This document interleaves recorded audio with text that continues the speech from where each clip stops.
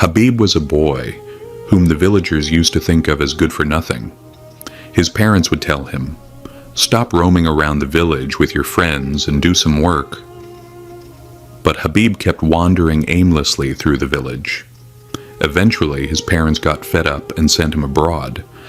In a foreign country, he got a job in a deserted desert, and he started working there. One stormy night, in that lonely and dangerous desert, suddenly 5 Arab girls came to him. They were in need of help, and Habib helped them. After that, those 5 Arab girls started spending the night with Habib. They started liking him so much that they gave him a job and began paying him double salary. But the question was, why were they doing all this? Did Habib blackmail them? Or did they really fall in love with Habib? To find out, watch the story till the end. In a remote region of Bangladesh, there was a small village. In that village, there was a mud house. Very simple, a true reflection of poverty. 3 people lived in that house: Habib, his mother, and his father. Habib was a hard-working boy. He was never afraid of physical labor, but he had one big weakness. He always ran away from studies. Even in their poverty, his parents dreamed that their son would study and become something one day. Every day they prepared him for school, handed him his bag, gave him some money, and sent him off with a prayer. Habib would confidently take the bag and leave the house. But instead of going to school, he would go to a local hotel, drink tea with friends, smoke cigarettes, and chat away. Sometimes he would even go to watch movies. And when school hours ended, he would return home, pretending as if he had spent the whole day studying. His parents, unaware of the truth, stayed happy. They thought their son was progressing in school. Habib would often ask for money in the name of school fees, books, uniform, and notebooks. But instead of spending it on school, he would waste it all on fun and leisure with friends. Days passed like this, then weeks, then months. One day, his father had to go to the city for an urgent task. Upon reaching the city, he felt tired and had a headache, so he decided to have a cup of tea at a small hotel. As soon as he entered, his eyes widened in shock. Right in front of him, at a table, Habib was sitting with his friends, laughing out loud. Tea was being served, they were chatting without a care. Seeing this scene, his father was stunned. His heart sank. He stood silently at the door for a few moments. Then slowly, he walked toward Habib and sat beside him. As soon as Habib saw his father, his face turned pale. His hands and legs started trembling. Shame filled his eyes. In a soft but deeply painful voice, his father said, "Son, this is what you do with the money you take from us every day, in the name of school bag, uniform, and books. You sit here drinking tea and laughing?" Habib immediately tried to lie. "Dad, today the school was closed. The teacher didn't come, so I came here with friends to have some tea. I go to school every day, I never skip. You know that, right, Dad?" His father listened to him, but deep down, he understood everything. He realized that his son had been fooling him for a long time. Still, he remained silent. He just said, "Son, if school was off, you could have come home. You could have eaten and worked with me. You know I've grown old now. Whether it's scorching heat or freezing cold, I still work. So that you can study, so that you can become someone. I'm just counting the days until your studies are over, you get a job, and I can finally put down the burdens of this field." Habib lowered his eyes. His voice grew heavy. "Father, I've truly made a mistake. From now on, if school is off, I'll come straight home and work alongside you in the field." His father said nothing. He silently got up and returned home. That night, he didn't speak to anyone, not to his wife, not to his son. He just wandered around in silence, as if suppressing a storm within his heart. But deep down, he had made a decision. From now on, he would believe what he sees with his own eyes. Not words, but actions. Once home, Habib's father lost his patience.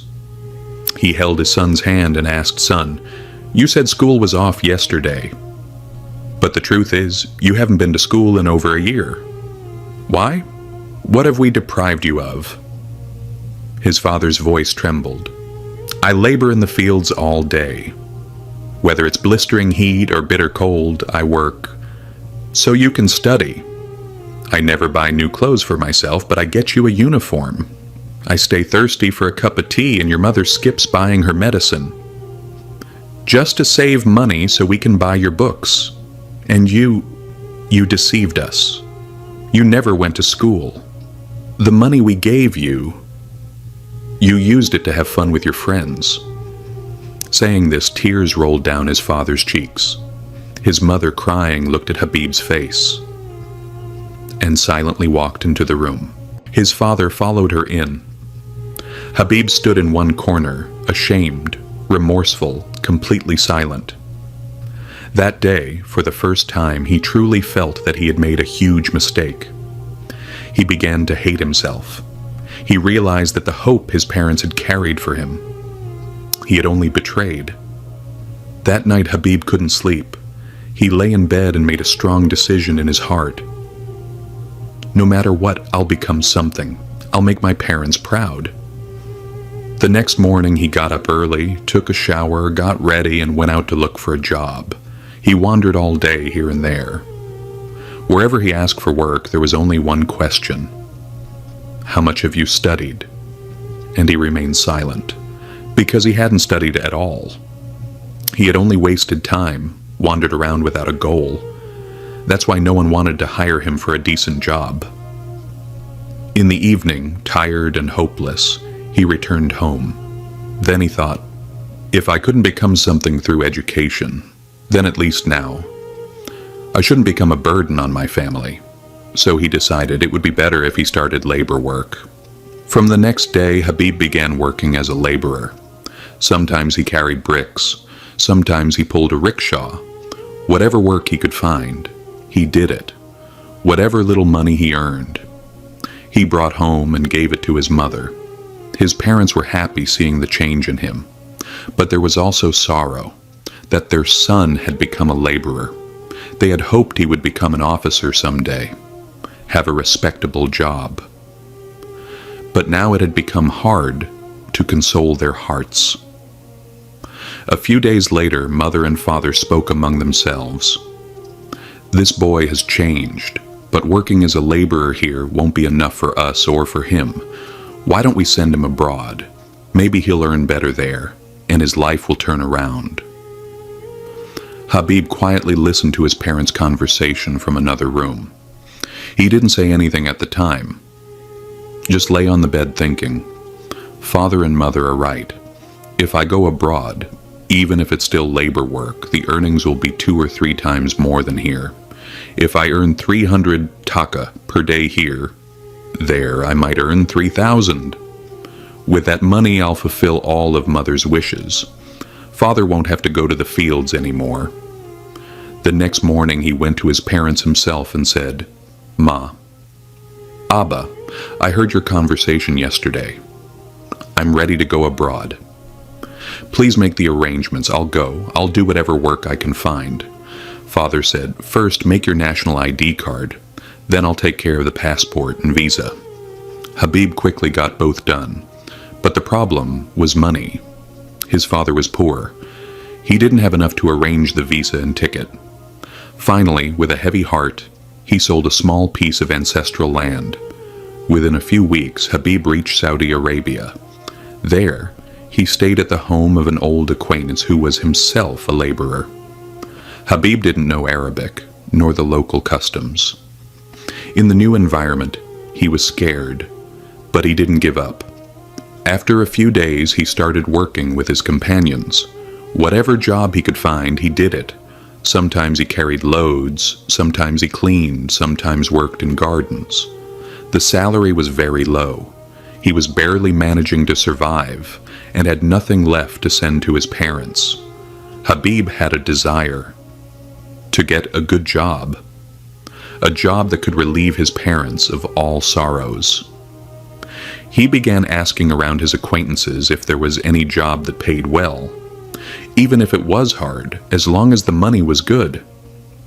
One day, a friend told him, "There is a job. It's definitely hard, but the pay is very good. If you can manage it, your parents' every wish could come true." Habib immediately said, "Tell me what the job is. I'm ready to do anything." The friend said, "Far from here, in the middle of a deserted desert, there's a farm called a mazra in Arabic. There are date palms, some goats and camels. You'll have to take care of them. It's lonely, a quiet place. But the salary is 4,000 to 5,000 reals." Without thinking, Habib agreed right away. His friend spoke to the Arab farm owner, who was already in need of a worker because the current one was going on leave. Hearing this, the owner said, "That's perfect. I need someone immediately. If he's ready, bring him tomorrow." The next day, the Arab owner himself came with his car and set out with Habib. Habib stared out the window. There was only one question in his heart. When will we reach that place? The car had left in the evening. Now it was morning. The sun had already risen, but the destination had still not arrived. Habib got scared. It really was very far. Perhaps a place cut off from the world. He remained silent throughout the journey. Sometimes he looked out the window at the desert. Sometimes he closed his eyes and thought of his parents. Abu is probably still sweating in the fields. Ami is maybe skipping medicine to save money. And I'm going to an unknown desert. Thinking this, he made himself strong and went completely silent. Finally, after a journey of one full day and one night, he reached a remote place. When Habib looked around, his heart shook. All around there was only sand, dry trees, and emptiness. No people, no birds, no animals. Only silence, stillness. Inside the farm there were some goats, camels, and date trees. A few animals were wandering. The rest, emptiness. The Arab owner took down bags of food from the car. Some lentils, rice, a few vegetables, and cans of water. He said, "This is 15 days worth of supplies. I will return after 15 days. Cleaning the dates, taking care of the animals, everything is your responsibility." Then he briefly explained the work to Habib and left. Habib stood there, alone. For the first time he wondered where he had ended up. His heart wanted to talk to his parents. Immediately he pulled out his phone from his pocket. But when he saw no signal on the screen, his hands started to tremble. No people, no phone. Where have I come? His heart wanted to run away that very moment. But instantly he remembered, it took one full day by car to get here. If he walked, it would take a month, and on the way, he'd die from hunger or thirst. He took a deep breath, closed his eyes, and told himself, "I have to stay here now, no matter what." After a few days, he began to understand the daily routine. Cleaning the dates, feeding the goats, giving water to the camels. He had to do everything himself. With time, the farm started to feel less like a prison and more like home. 1 year passed. Now the farm had become his second home. Sometimes when his heart felt very lonely, he would climb a tall hill behind the farm. From there he could occasionally get mobile signal, and he could talk to his parents. That was his only comfort. One night he was sleeping in his tent. There was storm, rain, and wind. In the desert, when the weather gets bad, tents fly away. Habib was asleep. Suddenly, he felt like someone was shouting loudly, calling out. His heart jumped. In this deserted desert so late at night, who could be shouting? He got up and started to walk toward the door, then stopped. "No, I won't go outside." He peeked through the window. In the distance, he saw a car's headlights. He thought to himself, Maybe the Arab owner has come. Maybe his car got stuck in the rain. Thinking that, he immediately ran.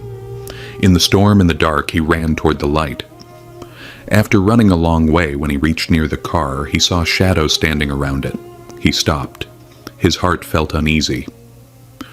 Who could they be at this hour? Could it be danger? But as he got closer, he heard female voices.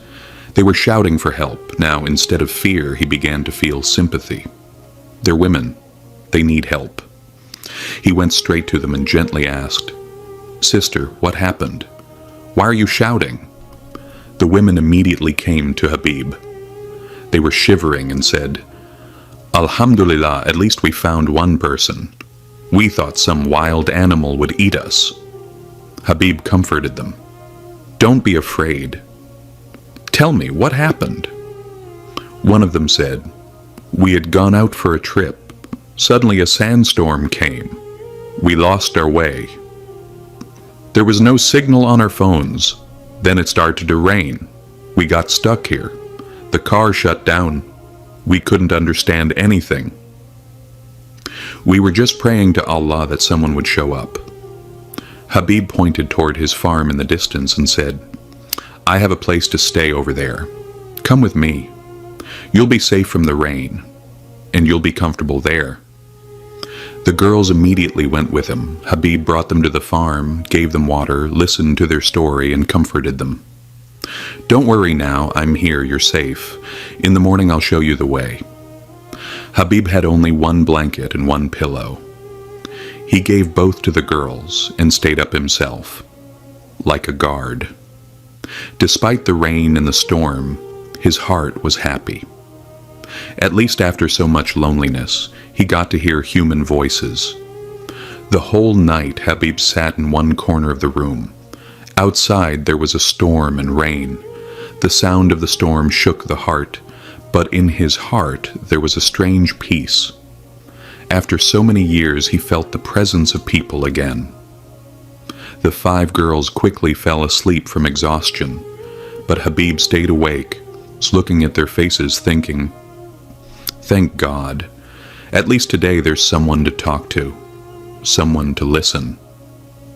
Otherwise, for the last 1.5 to 2 years, only the Arab owner would come. That too once every 15 days, drop off supplies and leave. "This is the first time someone is spending a night with me." That too selflessly. As soon as morning came, Habib immediately lit the stove, made tea, and prepared breakfast. When the girls woke up, they smiled and said, "Let's have breakfast, then you can show us the way." The girls were surprised that with such few resources, he still managed to make breakfast for them. They had tea, ate some more food, and said, "Please take us back to the car. Last night we walked all the way in fear of the storm." Habib immediately got ready and went with them to the car. The car was stuck in the same old spot, buried in the sand. When they tried to start it, the car didn't work at all. Everyone tried one by one. They opened the bonnet, checked the battery, pushed it. But nothing happened. The girls became hopeless. Habib silently thanked God in his heart. "At least we'll get to spend one more night together." The girls, feeling hopeless, told Habib, "Can't you do something? Please get the car to start." Habib gave a slight smile and said, "I'm not a car expert. I've tried, but nothing seems to work." Then he said, "My Arab owner came 10 days ago. He usually comes every 15 days. Maybe he'll arrive within the next 5 or 6 days. If he does, he'll fix the car too. Otherwise, you can go to the city with him." The girls discussed among themselves and finally agreed. "All right, at least it's safe here. Let's stay 5 more days." Habib brought them back to his room. Now, the girls were no longer afraid like before. There were smiles on their faces. They began to ask Habib questions. "Where are you from?" Habib replied simply, "I'm from Bangladesh." "In such a deserted desert, how do you live? What kind of compulsion made you stay here?" Habib took a deep breath and told them his full story. How he used to be a disobedient boy, didn't go to school, would lie to his parents. Finally, when his parents found out everything, he was so ashamed that he tried to change himself. Then he started working for wages. But even that wasn't enough. So he came abroad to fulfill the wishes of his parents. The girls were silently listening. Their faces reflected sympathy. One girl slowly said, "Is your Bangladesh so poor? Do people really go abroad just for a plate of rice?" Habib replied simply, "Yes." In our country, even now, there are millions of people who don't get 2 meals a day. Hearing this, the girls were shocked. One of them said, "In our country, we get everything easily since childhood. We never imagined that such a life exists in this world." Habib's simplicity and honesty touched their hearts. They started asking questions about Bangladesh. What are the people like? What's the weather like? Who lives in your home? Habib smiled and answered everything. He described his village's river, trees, green fields, and his small house. The girls were amazed to hear all of this, and silently began to think, "We must visit Bangladesh someday. Such a simple and beautiful country." They made a promise to Habib, "If we ever come to Bangladesh, we'll definitely visit your home." Habib smiled and said, "If I'm in Bangladesh at that time, I'll make tea for you with my own hands." The girls laughed. "No, if we come, we'll take you along too." Habib laughed as well. In this laughter and joy, the days started passing. 5 days went by, but the Arab owner didn't arrive. The girls became worried. "You said he comes every 15 days. Now it's been 6 days, but he hasn't come yet." Habib also became concerned. "Yes, I'm surprised too, and to be honest, the supplies are running low." Hearing this, the girls got even more worried. They silently made a decision. "When we return to the city, we'll tell our parents everything, and we'll help someone like Habib come out of this lonely prison and live a better life. Such a simple, honest, and devoted person can only be found by fortune." That evening, the Arab owner arrived at the farm. Habib clearly explained everything. How the 5 girls got stuck in the rain, and how they had been staying with him for the past 5 days. The Arab owner didn't object. Instead, he himself took the girls back to the city in their car.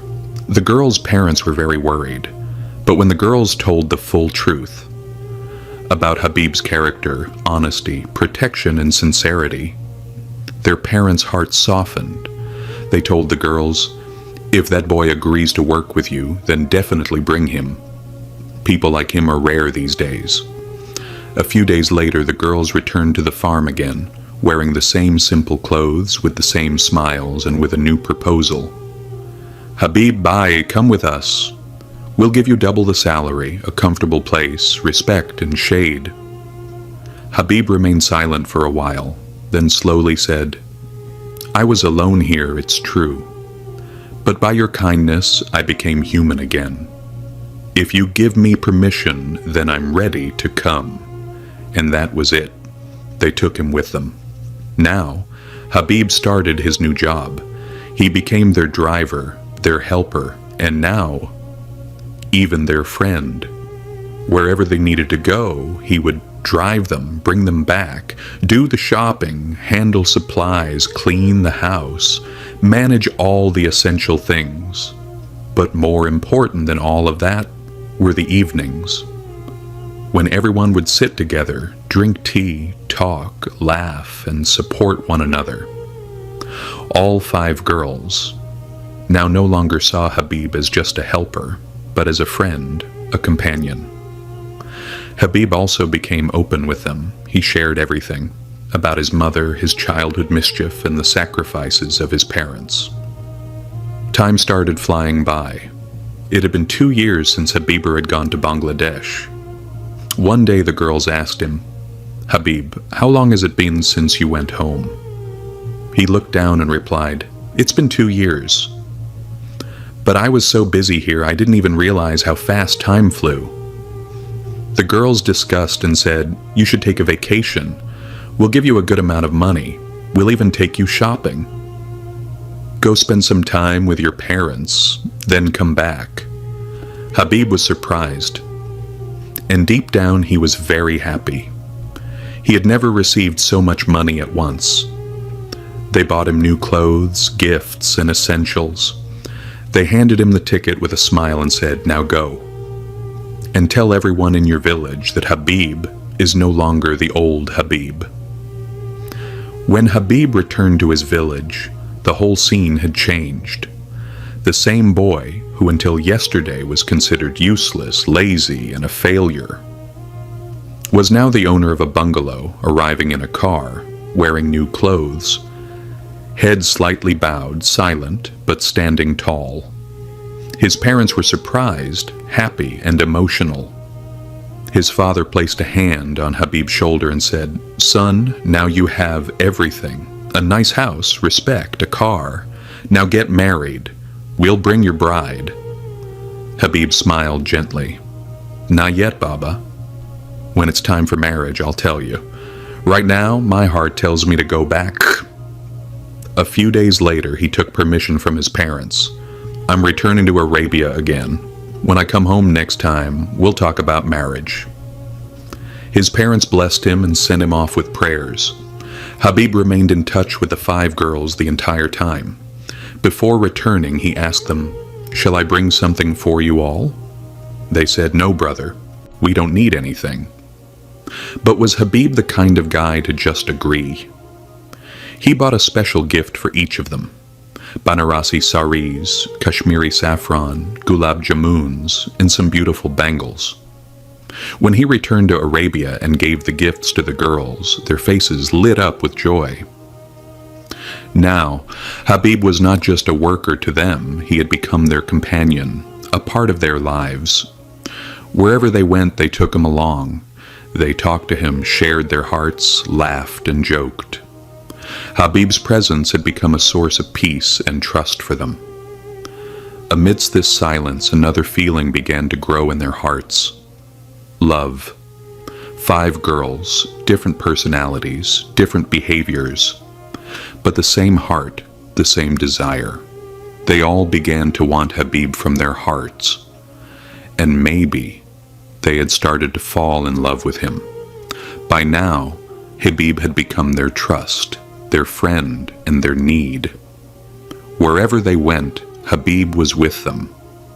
Whether it was household chores, grocery shopping, or attending an event, Habib would be their companion. But now, within the softness, a strange tension began to form. If any one girl needed something, she would immediately call Habib. "Habib bhai, you have to come with me today. I have to go somewhere." Habib would silently go, but as soon as he left, the other girls would start calling repeatedly. "Habib, where are you? Who are you with? Why didn't you tell us?" Habib had a simple heart. He would only reply, "I'm at a function with your friend." But the real truth was something else. In the hearts of all 5 of them, a feeling for Habib had grown, something they couldn't share with each other, nor could they deny it to themselves. Now each of them wanted Habib to be only theirs, to spend more time with them, to listen to them, to look at them. If he spent more time with someone else, it sparked jealousy in the hearts of the others. The friends who used to sit together joyfully now began sitting in silence. Their eyes were full of questions, their words sharp, and their hearts restless. At first, Habib didn't notice these things. He thought, maybe they're tired or annoyed for some reason. But then it started happening every day. One day someone was angry, another day someone was silent, and on the 3rd day someone was scolding him. "Habib, you only go with her now, don't you? Today you're not even helping us with our work." Habib became confused. He thought, "I came here to work. I found respect. I found peace. But now this has become something else. If one day any of them tells their parents anything, I could be thrown out of here. Even jailed. One night, Habib was sitting on the rooftop, looking up at the sky, while a storm raged in his heart. What should I do? I don't want to hurt anyone, but this is heading in the wrong direction. The next morning, he made a decision. The 5 girls were having breakfast when Habib respectfully said, "If you allow me, I would like to quit this job. I'm getting tired. I want to look for other work." Everyone was stunned, as if someone had grabbed their hearts. They all spoke at once. "Habib, why? Any complaint? Did someone say something?" Habib softly replied, "No, no one said anything. I just felt that because of me, cracks are forming in your friendship. If I go with one of you, the others get upset. I don't like that. I'm just an ordinary man. You've given me respect, accepted me as your own. I don't want your relationship to suffer because of me." Hearing this, all the girls fell silent. Their eyes lowered. They understood. Habib had figured everything out. After a while, one girl said, "Habib, we won't let you go anywhere. From today, none of us will complain to you. You just stay here, take care of us like before." After that, they never brought up those words again in front of Habib, but in their hearts, a new kind of competition had begun. Who would be the first to express their feelings to Habib? Because now everyone knew. Just as my heart beats for Habib, so do the hearts of my other friends. Now each girl wished to marry Habib. One by one, each of them told Habib what was in her heart. Some asked for 2 days, some for 3, and said, "In that time you must give us your decision." Habib became overwhelmed. There was love in his heart, but giving an answer was hard. "I can't marry all of you. And whoever I marry, the others will get upset. And who am I anyway? A driver, a worker, living off the money you give me." Finally, he made a decision. He called all 5 girls to one place. They all came together. Then Habib very simply said, "You all are very respected to me. You've given me respect and love. But I'm just a poor Bangladeshi boy. The money you give me, I send it to my parents and manage my own expenses. If I marry one of you, the other 4 will be upset. If I marry someone else, then the 3rd will be angry. And honestly, I can only marry one person. Neither my heart, nor my religion, nor the situation allows otherwise." The girls fell silent. They all lowered their heads. For the first time, there was one question on all their faces. Why did we lose? And for whom would we win? That night, Habib stayed awake in his room for a long time. His heart kept returning to the same thought. Among them, there's one who is different. Calm in nature, silent, and the most caring. That girl immediately came to his mind. Habib stood before her and shared his feelings. "I truly love you. If you feel the same, let's get married and leave for Bangladesh tonight." The girl stayed silent. Then she said, "I can convince my parents that I'm marrying you, but they won't accept that I'll go live in Bangladesh with you." Habib slowly said, "If you truly love me, you'll have to make a sacrifice. I don't want your wealth. I only want you." With tears in her eyes, she replied, "If you can make such a big sacrifice for my love, then I too will accept Islam for you." Habib said from his heart, and simply they got married. The next day they came to Bangladesh. Habib touched his parents' feet and said, "This is my kafil, my wife, and the greatest truth of my life." His parents' eyes filled with joy. They hugged their daughter-in-law, honored her, because she was the one who made their son a man. If you like this story, don't forget to let us know in the comments. Also tell us your name and where you're watching from. And yes, would you like to see part 2 of Habib and the Arab girl's story?